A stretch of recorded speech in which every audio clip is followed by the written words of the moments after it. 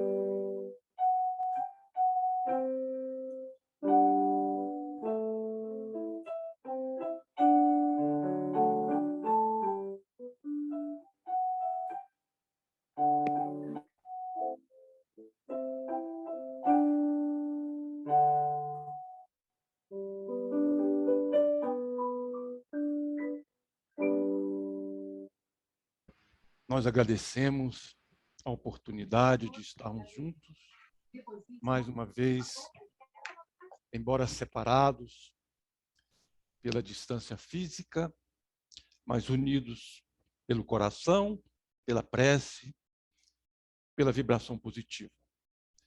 Realmente, estamos emocionados por essa oportunidade que nos foi conferida.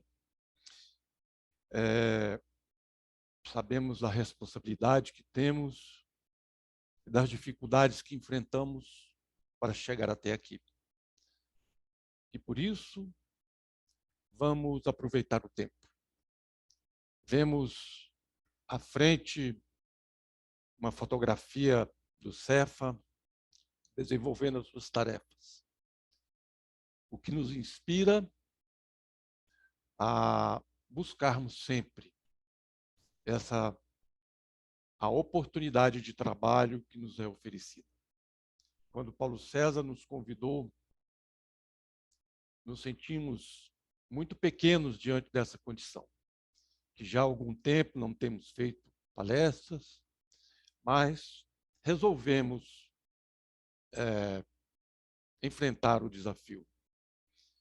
E esperamos que a nossa palavra venha trazer aos nossos corações o que nós precisamos nesta noite de hoje.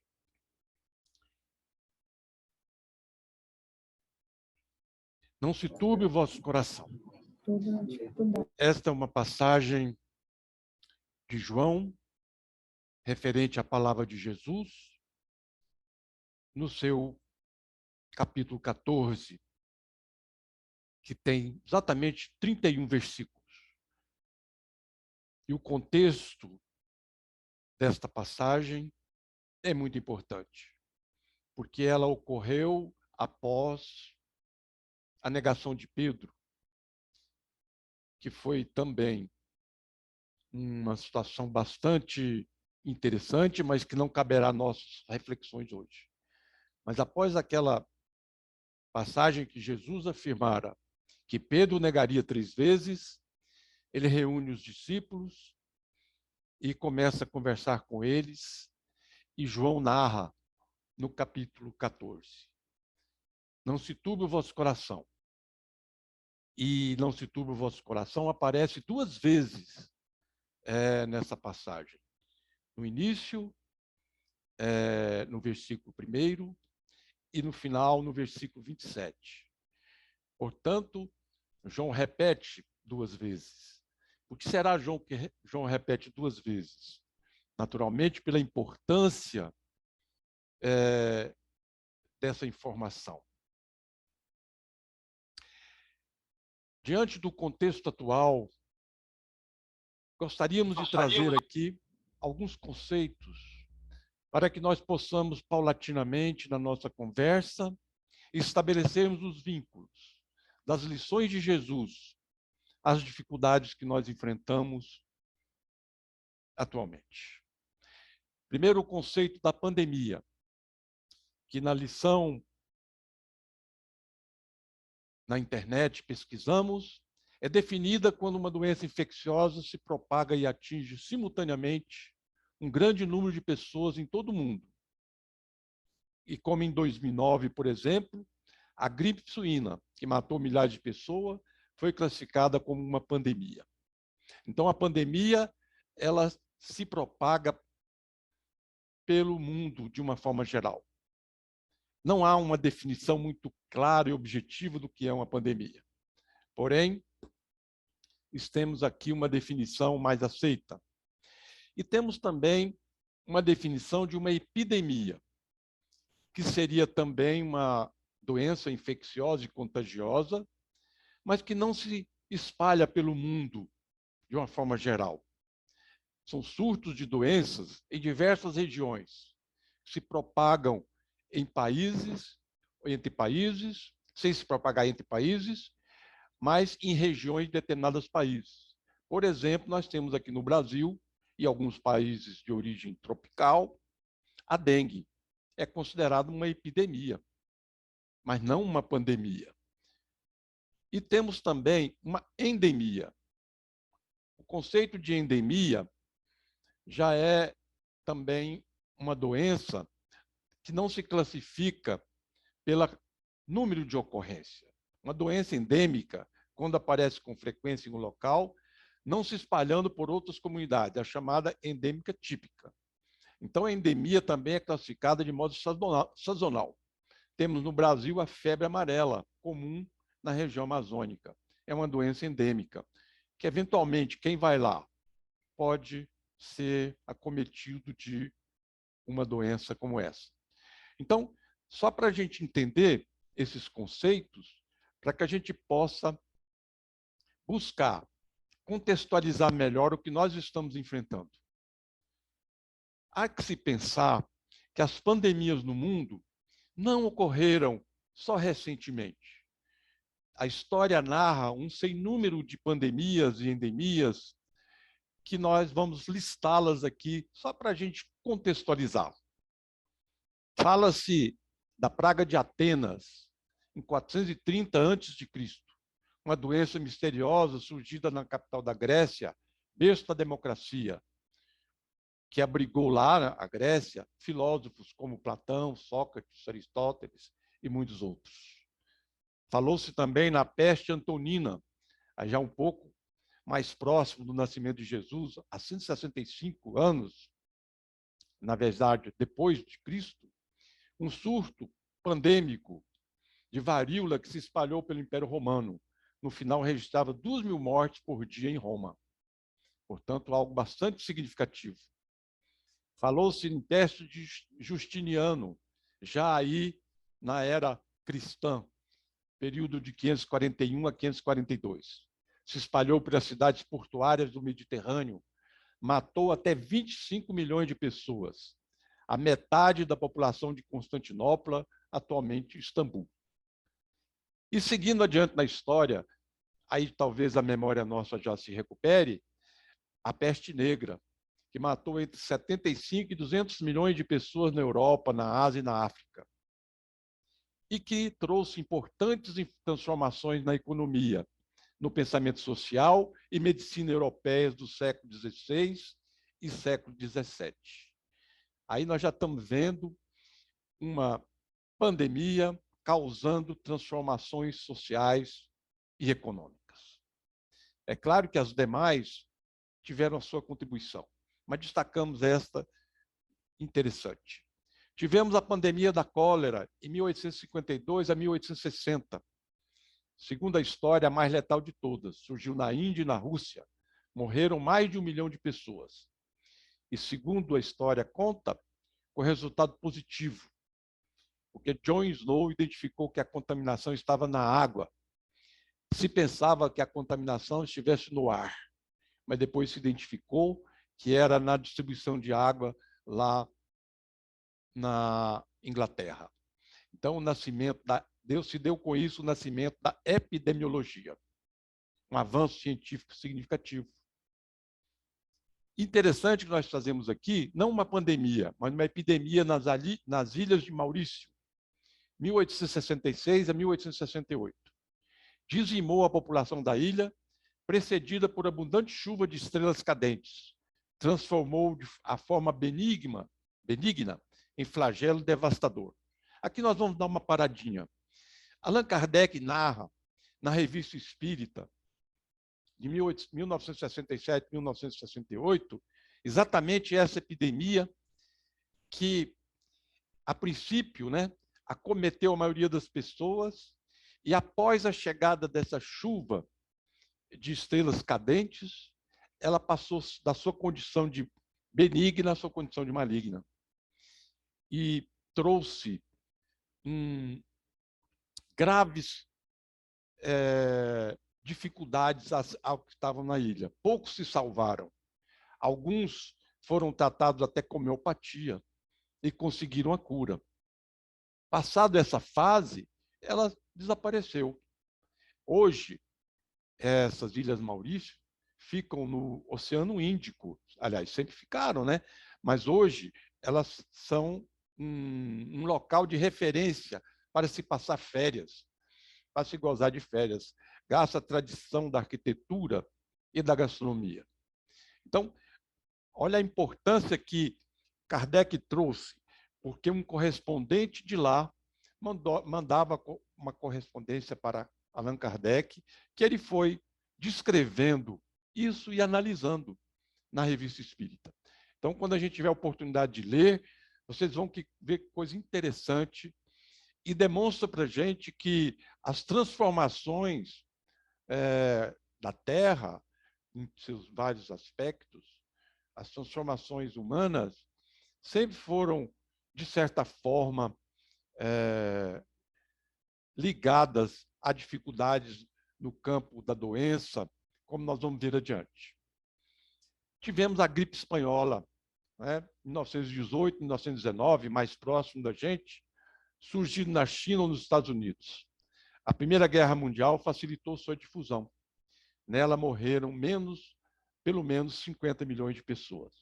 No Brasil, 35 mil pessoas morreram nessa gripe. Também uma pandemia. E para finalizar esse relato, nós sofremos aqui a AIDS, que a partir de 1981, uma doença causada pelo HIV, pela troca de sangue e sêmen, trouxe à morte 75 milhões de contaminados. Ou melhor, 32 milhões dos 75 milhões de contaminados. Isso um percentual bastante elevado, 42% de mortes num período de 37 anos. Aí nós poderíamos fazer uma comparação agora à pandemia do Covid-19. Essa pandemia, até do período de janeiro de 2020 a julho agora de 21, ela acometeu 193 milhões de contaminados. E sendo que desencarnaram até o momento cerca de 4,14 milhões de pessoas, sendo 2,14% em um ano e meio. Qual a comparação que a gente faz aí? Em volume de mortes, a AIDS foi muito mais significativa, mas num período mais longo, diferenciado. Já a Covid-19 nos assustou bastante pelo seu modus operandi, pela rapidez com que ela se propaga, mas não pela percentual de mortes que ela causa. Então é importante que a gente reflita um pouco em todo esse processo que o mundo, o ser humano e também os demais seres vivos foram acometidos de doenças, de dificuldades ao longo de toda a sua história. O que impulsionou muito, nós vamos dizer adiante, o progresso sob vários aspectos. Bom, e o que tem a ver tudo isso com a mensagem de Jesus? No seu item 14. Jesus é o caminho, a verdade e a vida. Então, aí nós estamos vendo Jesus na passagem orientando os seus discípulos, como dissemos, próximo à sua partida para o plano, retorno para o plano espiritual. Agora, não se turbe o vosso coração. E ele completa: crede em Deus e crede também em mim. Como é que nós podemos associar essa questão de não se turbe o vosso coração, as situações que nós estamos vivendo e as crenças em Deus e as crenças também em Jesus? Por que nós devemos crer, ter a crença em Deus? Sabemos que, buscando lá a questão número 4 do Livro dos Espíritos, nós encontramos a pergunta dos Espíritos, de Allan Kardec aos Espíritos, que onde nós podemos encontrar a prova da existência de Deus? E os Espíritos respondem com muita clareza: num axioma que aplicais às vossas ciências, não há efeito sem causa. Procurai a causa de tudo e o que não é obra do homem, e a vossa razão responderá. Aí nós lembramos uma historieta contada em uma palestra que assistimos há algum tempo atrás, onde existia um sábio e um ateu. E sempre o sábio buscava um argumento para tentar convencer o ateu da existência de Deus, para que ele acreditasse. Mas todos os argumentos utilizados não surtiam efeito. Em determinado dia, ele resolveu montar um sistema solar, um mecanismo onde o céu no centro, os planetas se movendo, tudo ali harmonicamente, e chegou o ateu e observou. Nossa, que coisa linda! Como pode isso funcionar tão bem? E o sábio ali calado, sem dizer nada. E ele continuou questionando. Nossa, como é quem fez isso? Como é que pode uma coisa tão bem elaborada, tão bem trazer tão bem o que significa o sistema solar para todos nós? E aí, então, o sábio disse a ele: pois é, essa obra foi minha. Eu que sou o mais falho dos homens, consegui fazer isso daqui.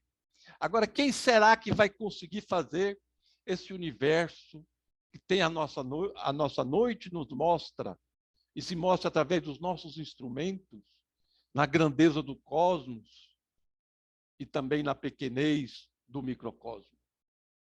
E aquele ateu, então, teve que se render diante daquela argumentação do sábio, que o coloca diante de uma realidade que mostra para nós por que devemos acreditar. E aí a questão seguinte é o seguinte: por que acreditar em Jesus? Aí nós vamos nos recorrer novamente ao Livro dos Espíritos. A questão 625, onde Allan Kardec, na sua inspiração maior, questiona os espíritos. Qual o tipo mais perfeito que Deus tem oferecido ao homem para lhe servir de guia e modelo? E os espíritos responderam somente uma palavra: Jesus. E Allan Kardec complementa: para o homem, Jesus constitui o tipo da perfeição moral a que a humanidade pode aspirar na Terra. Deus nos oferece como o mais perfeito modelo, e a doutrina que ensinou é a expressão mais pura da lei do Senhor, porque sendo ele o mais puro de quantos têm aparecido na Terra, o Espírito Divino o animava. Então aí nós podemos, em respostas tão simples, com uma profundidade tão grande, trazer para nós por que acreditarmos em Jesus como representante maior da divindade entre nós, para que nós possamos nos sustentar diante da realidade.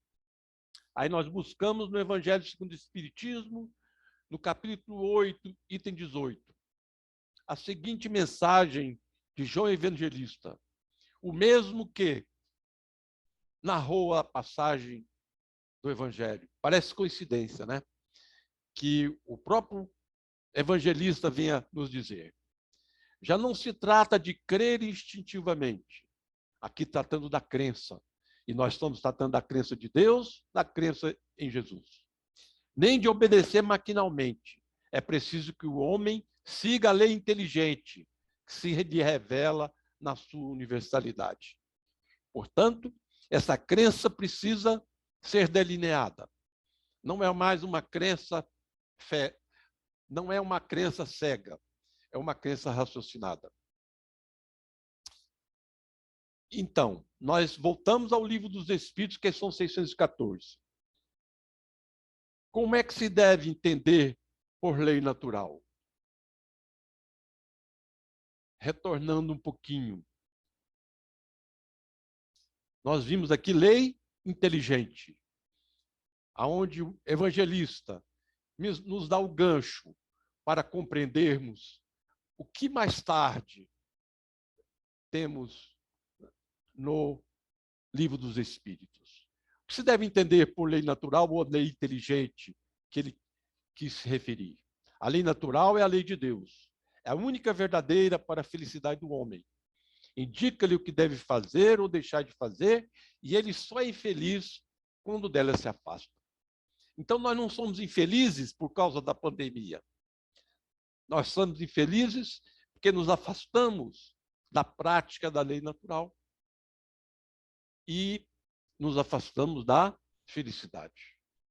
A felicidade é uma preocupação do homem desde que colocou seu pé, entre aspas, aqui no planeta. E nós vemos que o homem tenta, de certa forma, medir o grau de felicidade. Nós já achamos interessante para a nossa reflexão um relatório mundial da felicidade, uma resolução da ONU de 2011, onde ela busca coletar dados de mais de 150 países, trazendo algumas variáveis para tentar quantificar a felicidade de cada povo. É claro que isso é uma maneira pobre de se medir a felicidade, mas é uma maneira de se medir. Trazendo aqui o PIB per capita, a assistência social, o suporte social dos países, a expectativa de vida saudável, né? Aqui está repetido, né? Infelizmente eu não corrigi, mas esses dois, assistência social e expectativa, está repetido. Aí vem a liberdade para fazer escolhas, a generosidade e a confiança ou ausência de corrupção. Então, esses itens aí foram utilizados para gerar relatórios de felicidade. Então, o relatório criou, nós trouxemos aqui 2 rankings, o ranking 2016 e o ranking de 2017, só para a gente ver como é que nós, como país, estamos na felicidade. Então, no ranking 2016, nós vimos aí que nós somos o 17º país, sendo que os principais países aí estão na Europa, aí seguindo nessa sequência.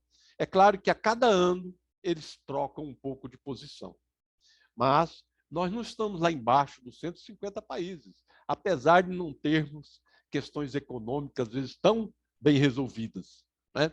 Mas, quem sabe, pela generosidade do nosso povo, por coisas que nós, pela religiosidade que carregamos, estejamos numa posição não tão inferior. No ranking 2017, nós baixamos um pouquinho. Nós fomos lá para número 22. Mas nos mantivemos aí nesse patamar, onde a felicidade, ela é preciso que nós busquemos raciocinar sobre ela, porque somente o progresso moral pode assegurar aos homens a felicidade na terra, refreando as paixões más. Somente esse progresso pode fazer que entre os homens reine a concórdia, a paz e a fraternidade. Ou seja, a gente está aqui tentando medir a felicidade, mas se talvez nós já estivéssemos conseguindo refrear essas paixões más, esses índices de felicidade provavelmente já estariam em um outro patamar. Bom, nesse capítulo da Gênese, que trata da questão da felicidade,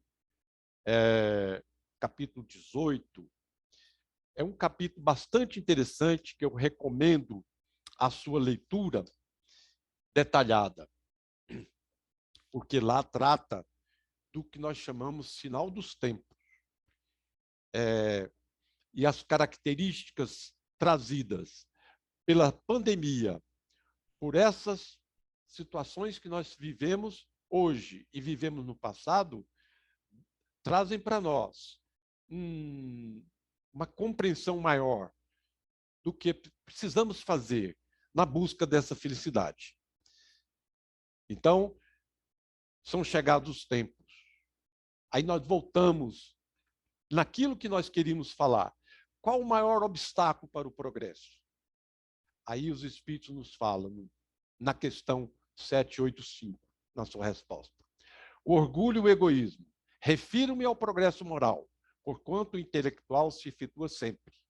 Há 2 espécies de progresso, que uma e outra se prestam mútuo apoio, mas que, no entanto, não marcham lado a lado.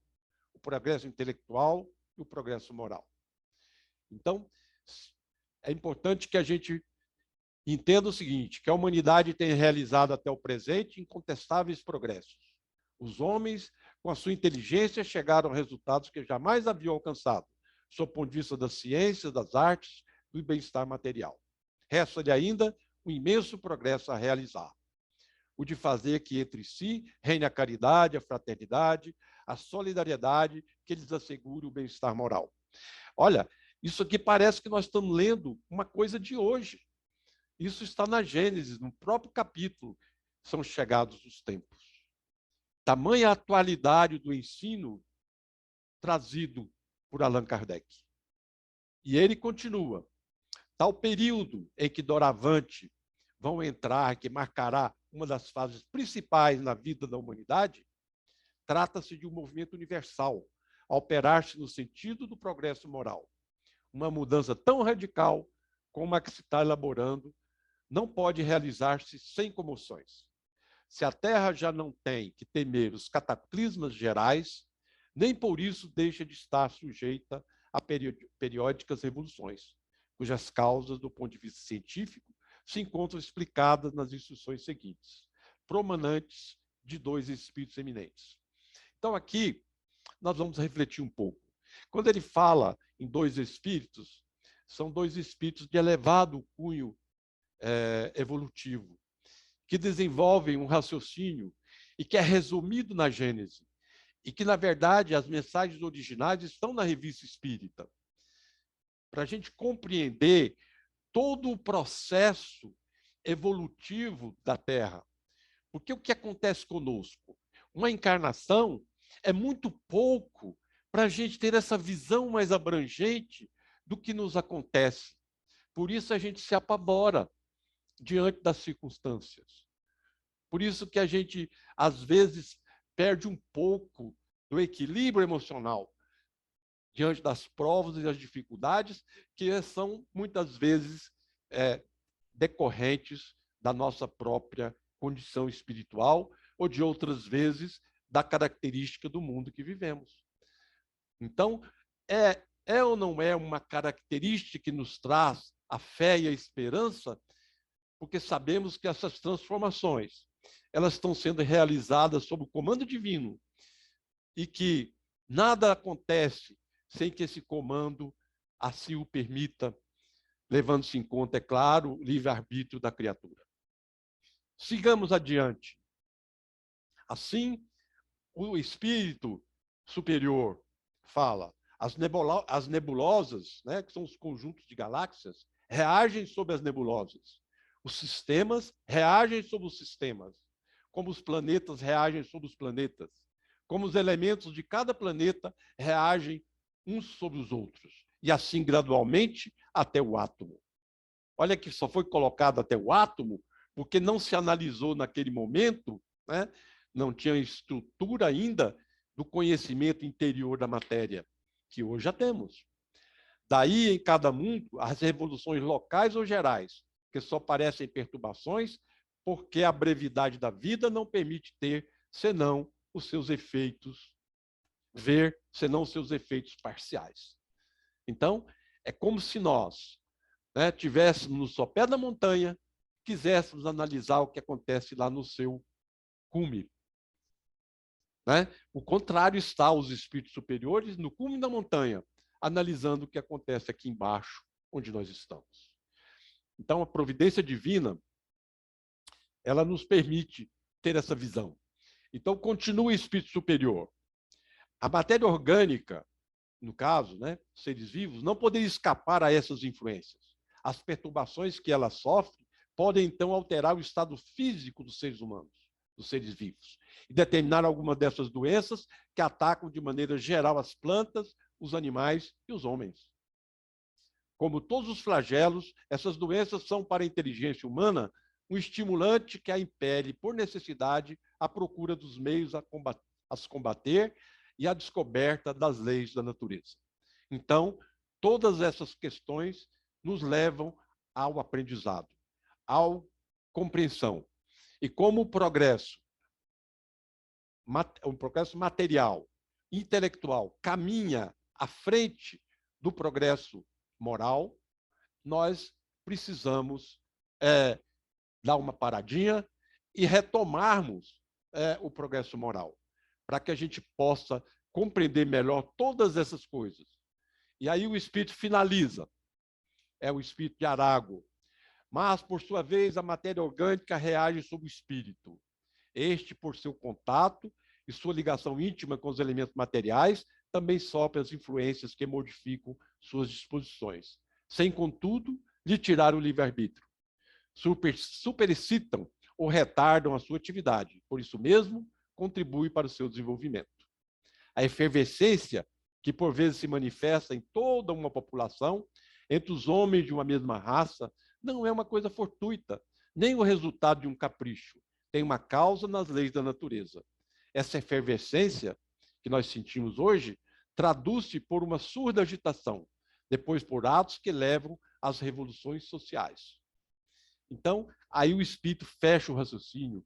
Infelizmente, eu tive que trazer escrito para que a gente possa ter uma compreensão mais profunda de todas essas questões que se movimentam em todo o sistema e que interferem positivamente no nosso planeta para a nossa melhoria. E qual deve ser, então, a nossa postura diante dessa pandemia? Isso é mais importante. Nós estamos vendo aí Jesus orientando os seus discípulos, continuando a orientação, porque sabia que ele estava retornando à pátria espiritual. Então, ele falava o seguinte, na segunda parte, no versículo 27, que nós tratamos do versículo 1, deixe-vos a paz, minha paz vos dou. Eu não vos dou como o mundo a dá. Não se turbe o vosso coração, nem se atemorize. Aí Jesus amplia os nossos horizontes. Não se turbe o vosso coração, nem se atemorize. E como é que a gente vai obter essa paz que tanto nos falta para enfrentar uma situação como essa que nós estamos enfrentando? Aí nós dizemos, a paciência é a ciência da paz. A paciência é a única solução para os males que não têm solução, dizia Joseph Joubert, um escritor francês. A serenidade, nos diz Emmanuel no livro Calma, é uma aquisição espiritual conquistada pelo trabalho duro e áspero da paciência em ação. Portanto, não adianta nós querermos ficar esperando as coisas acontecerem. Precisamos cumprir com as nossas responsabilidades, buscando essa ciência da paz. Aí nós pegamos de uma palestra do senhor Vanderlei Aguiar, bem interessante, que fala lá do item do Evangelho da obediência e resignação. Obediência é o consentimento da razão, e a resignação o consentimento do coração. Essa passagem, talvez a gente não consiga atingir a sua profundidade. A obediência é aquilo que se não vale a pena lutar contra. E o exemplo é o seguinte, você está no seu ambiente de trabalho. Ali, o seu chefe fala, olha, executa esse projeto. Aí você sabe que esse projeto não é tão bom quanto o seu. E você precisa, na obediência, executar aquele projeto. É aquele ditado que se fala, obedece quem pode e manda quem tem juízo. É assim? Não. Obedece quem tem juízo, né? Manda quem pode. Então, a obediência é aquilo que nós temos que ter no momento onde nós não podemos fazer nada contra. E a resignação é aquilo que a gente não pode, não consegue lutar contra. Muitas vezes é a perda do ente querido, onde é um momento que ocorre, seja por que razão seja. Então, nós precisamos exercitar a resignação. Se diz na gíria, né? O que não tem remédio, remediado está. Mas, enfim, como adquirir a paciência? Eu assisti uma palestra bem interessante do Renato Bahia, que ele deu uma teoria que eu chamei de 3 passos. Bem interessante para a gente seguir. Primeiro passo, executar as tarefas próprias com dedicação e amor, o melhor possível, e nada é por acaso, para que a gente tenha a paz de consciência. Isso parece coisa tão simples, mas são das coisas mais difíceis da gente fazer, que é aquelas coisinhas que nos tocam no dia a dia, nos tocam a cada momento, e aí então nós sabemos pela lei de causa e efeito que elas são da nossa responsabilidade. Caiu no nosso colo. E se a gente conseguir fazer, a gente adquire uma parte de consciência cumprindo o nosso dever. E o segundo passo? Não deixar se abater com o que acontece conosco. Também tem a ver, mais especificamente, com a lei de causa e efeito. São aqueles casos maiores, né? Que é situações onde nós entendemos que são dessa vida ou são de outras vidas. Quando não são dessas vidas, porque o primeiro passo são ações comezinhas, né?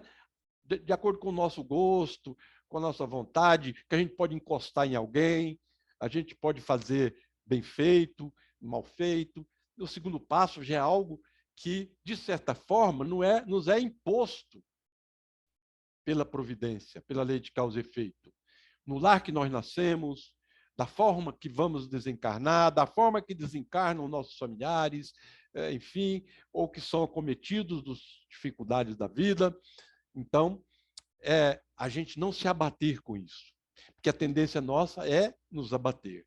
Isso faz com que a nossa energia baixe, e às vezes entra o processo da depressão, entra o processo que nós conhecemos muito bem, que nos dificulta a marcha. É claro que isso aqui nós estamos resumindo, porque isso daria uma palestra.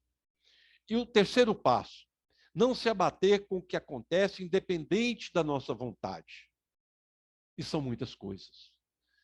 Como uma pandemia como essa, né? Podem ser dívidas coletivas ou mesmo revoluções sociais decorrentes das leis divinas. Então, são situações que nós não temos participação direta. Podemos ter participação indireta, porque situações da sociedade de hoje que impactam em nós foi porque muitas vezes, ao longo dos séculos, não conseguimos auxiliar na construção de uma sociedade mais justa. Mas não é uma relação direta nossa. Mas, mesmo assim, devemos treinar para não nos abater também, confiantes em Jesus, confiantes em Deus, de que estamos sendo sustentados pelos nossos anjos da guarda, pelos bons espíritos, por aqueles que têm a responsabilidade de nos auxiliar na caminhada. E aí, então, nós buscamos sempre, para as nossas reflexões finais, a mensagem de paz, e que nos traz esperança também, nos traz a fé, de Maria Dolores. O que ela nos diz? Às vezes, cismas, coração amigo, como varar a treva, a cilada e o perigo, fazendo luz no próprio ser. Das perguntas que fiz, onde a aflição me encosta, deu-me a vida por única resposta: esquecer, esquecer. Segue Dolores. Perguntei à roseira, aberta em pétalas e cores, como aguentar espinhos produzindo flores. Por ofício e dever, balançando a folhagem viridente, a roseira me disse simplesmente: esquecer, esquecer. Indaguei do diamante burilado, que lâmina lhe dera a forma de bordado, por estrela a esplender. E a pedra, recordando lágrima perdida, respondeu com quem louvasse o sofrimento e a vida: esquecer, esquecer. Inquirida mulher pela maternidade, como criar um filho e dá-lo à humanidade? Amando intensamente a chorar e a sofrer, comentando o progresso e o mundo em novo brilho, ela disse, beijando as mãos do próprio filho: esquecer, esquecer. Então finaliza Dolores. Desse modo também, alma fraterna e boa, se buscas elevar-te, esquece-te e abençoa. Não fujas da lição se queres aprender. Serve e conquistarás o reino do amor puro, ouvindo a voz do céu, chamando-te ao futuro. Esquecer, esquecer. E olhando aqui essa passagem, essa fotografia do Fé e Amor, todas essas palavras que os Espíritos nos ajudaram, nós pensamos o seguinte: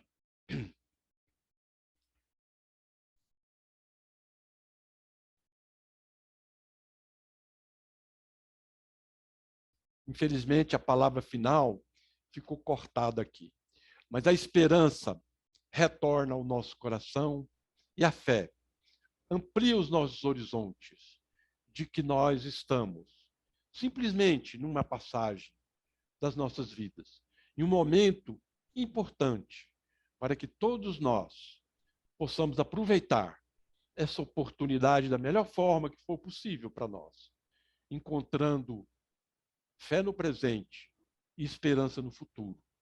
Que os espíritos amigos possam nos auxiliar e que o nosso coração não se perturbe diante de todas essas situações que nós estamos enfrentando. Que nós tenhamos a paz no coração. Que Deus nos abençoe.